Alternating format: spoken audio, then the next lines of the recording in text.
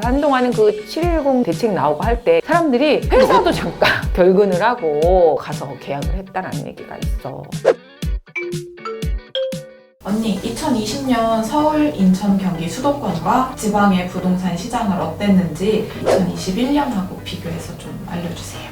그래, 앞으로 어떻게 지금 부동산 시장이 흘러갈까 언니가 긁어줄게. 빡빡. 부동산 시장 딱 3가지 분류로 나눌 수가 있는데, 먼저 매매 시장이지, 다음에 분양 시장, 청약이라는 거 관심 많지? 그 다음에 전세, 3분류로 나눠서 한번 살짝 비교하면서 얘기해 줄게. 첫 번째 매매 시장. 매매 시장 2020년에 어땠나? 살짝 언급했었지. 계속 부동산 정책에 의해서 풍선 효과로 상승을 했다라는 얘기 했어. 서울에서는 계속 상승 기조였다가 잠시 고가 주택에 대한 부분은 소강 상태도 있긴 했어. 2019년 말 12.16 대책, 그때 보면은 9억 원 초과되는 거에 대해서 대출을 규제한다거나 하는 이런 규제들이 있었기 때문에, 그리고 잠시 한시적인 양도세 유예시켜주면서 9억 원 이상 되고 하는 고가 주택들이 살짝 나오기는 했었다. 그것도 잠시였지. 다시 가격이 풍선 효과로 해서 오르기 시작했어. 그 이유는 뭐냐면 9억 원 이하 되는 것들이 9억 원을 맞추기 시작했지. 왜냐면 9억 원 이상부터는 대출이 나오기가 쉽지 않아. 지금 9억 원 이하까지만 대출이 좀 나왔거든. 그러니까 9억 원 이하에 있었던 5, 6억 원대 막 이런 것들 있지. 그런 것들이 대출이 잘 나오니까 그런 것들 위주로 막 가격이 오르면서 키 맞추기로 가다 보니, 특히 이런 중저가 같은 경우에는 영끌들이 많이 사기 시작했지. 그러면서 가격이 오르기 시작한 게 매매 시장이야. 상반기와 하반기가 있는데 내가 지금 방금 상반기를 얘기한 거야. 그리고 2020년 하반기로 갈 때 7월 달이 피크였다고 했지. 하반기가 그때부터 급속도로 오르기 시작했다는 게, 그동안에 물리적인 공급도 부족한 데다가 키 맞추기 들어가면서 그때부터 본격적인 풍선 효과로 해서 지방 수도권까지 가게 된 거지. 서울은 도리어 조금 주춤했고, 지방 수도권으로 김포 막 이런 데 있지. 그동안 오르지 않았던 것들이 있어. 파주, 은정 막 이런 데. 그런 데까지 번지기 시작한 거야. 그래서 한동안은 그 710 대책 나오고 할 때 사람들이 회사도 잠깐 결근을 하고 가서 계약을 했다는 얘기가 있어. 그 정도로 그때부터 불 붙기 시작했기 때문에 하반기부터가 결정적이지. 이미 하반기면은 2021년은 조금씩 전망하는 것들이 나왔어. 주택이 급감 절벽이 일어나고 반으로 줄고 물량이, 이런 것들이 나왔잖아.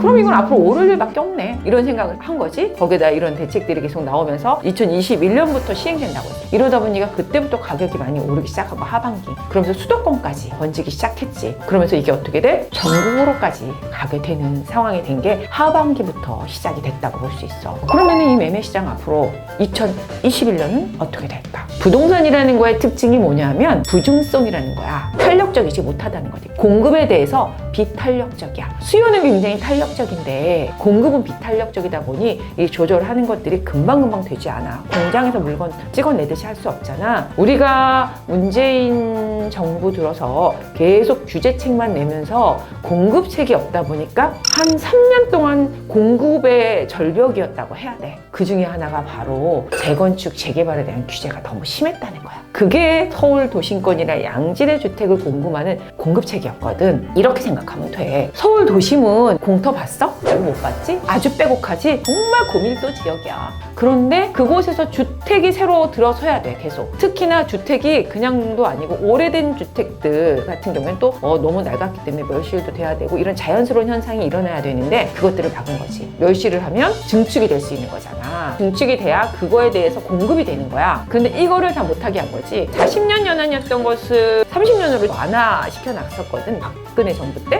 근데 다시 40년으로 늘렸고, 안전진단도 강화시켰고, 초과이익 환수제라고 재건축을 해서 얻은 이익을 다시 환수해야 된다. 이것도 사업이잖아. 사업성이 떨어지니까 안 하고 있는 거지. 그리고 분양가 상한제를 하겠다고 하니, 그래서 자연스럽게 이런 정책 때문에 공급이 나올 수가 없는 상황이야. 이런 공급이 나올 수 없는 상황 속에서 이게 지속된 거지. 그래서 지금 3년 후에 그 부작용이 일어나서, 왜냐면 우리는 건설을 해서 입주하는 데까지 최소 2년, 3년, 5년까지도 걸려. 그게 이제 나타나는 거야. 그때부터 지어져서 지금 입주해야 돼. 입주할 게 없으니까 당장 가격이 막 오를 수밖에 없는, 희소성에 의해서. 그런 상황이야. 지금 시작한다고 하면 앞으로 한 3년, 5년 후에나 입주를 할 수 있어. 잠시 여기서 주택 보급률이라는 거 살펴볼까? 안정적인 주택 보급률은 100%가 아니야, 얘들아. 그보다 더 초과해야 돼. 적어도 110%? 그 이유는 뭐냐면 우리가 지금 주택에서 살고 있는데 이 주택이 오래되면 새로 좀 지어야 되잖아. 그럴 때 이 사람들이 옮겨갈 자리가 필요해. 그러면 여분이 있어야 돼. 우리 그거 해봤지 옛날에. 퍼즐 그 안에서 이렇게 막 그림 맞추기 할 때 공간 하나가 비어 있어야 되는 거 알지? 그래야 움직일 수 있었지. 꽉 차 있으면 움직일 수 있나? 똑같아. 주택도 증축을 하려면 그 사람들이 기존에 살던 데서 옮겨갈 수 있는 여분이 있어야 되기 때문에 안전주택 보급률이라는 건 100%가 아니에요. 지금 우리나라는 주택 보급률이 한 105%, 107% 정도 된다고 해요. 전국으로 봤을 때.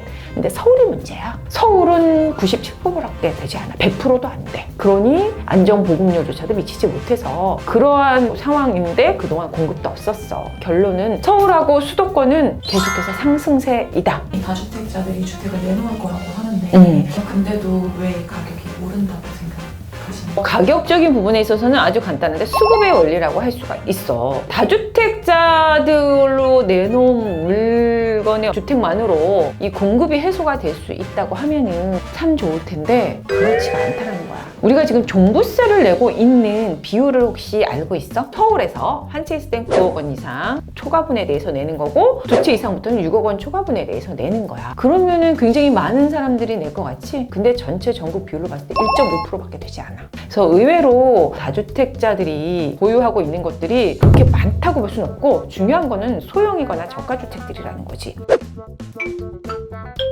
서울과 수도권에 대해서 말씀을 해주셨잖아요. 5대 광역시는 어땠는지. 5대 광역시가 다 올랐던 거는 아니었어. 근데 가장 많이 가파르게 올랐던 거는 1위는 세종시였고 그 다음에 부산 같은 경우에는 개발 호재 중심으로 좀 많이 올랐던 것 같아. 가덕도, 신공항 개발을 한다는 것 때문에 그 주변 지역들 많이 올랐고 부산이 한동안은 과열이 됐다가 침체기를 겪었었거든. 그러면서 조정 대상 지역에서 묶여있던 게 해제가 일부 되기도 했거든. 해제가 된 곳이 다시 오르기 시작했다. 서울 다음으로 큰 또 도시잖아. 세종시는 뭐 당연히 여러 가지 개발 호재가 더 많았지. 국회가 세종으로 간다 이런 뭐 호재들. 그리고 그동안에 계속 행복도시라고 해가지고 그 안에 단지별로 해서 청약 분양을 많이 했었는데 단절이 돼서 이것도 또 어떤 공급 부분 때문에도 세종시가 또 많이 올랐던 거. 그 다음에 대전도 풍선 효과였지. 한동안 서울 다 오르고 수도권 오른 다음에 대전까지 갔잖아. 조금 저조했던 게 지방의 어떤 산업, 특히 조선산업 많이 부진했거든. 그러다 보니까 조선산업이 성행했던 울산이라든가 뭐 이런 지역들이 굉장히 침체돼 있었어. 지금은 도리어 약간 조선산업이 좀 회복을 했거든. 올해는 V자 반등을 하기 시작한 곳이야. 나머지 지역도 마찬가지야. 어떻게 보면 지방은 이제 시작이라고 봐야 돼. 그동안 오르지 않았던 뭐 창원 지역이라든가 광주 지역 이런 것도 있거든. 그런 것도 이제는 오름세가 시작되는 걸로 보면 되겠지. 침체됐던 곳은 계속해서 이제 상승이 시작이 아닌가.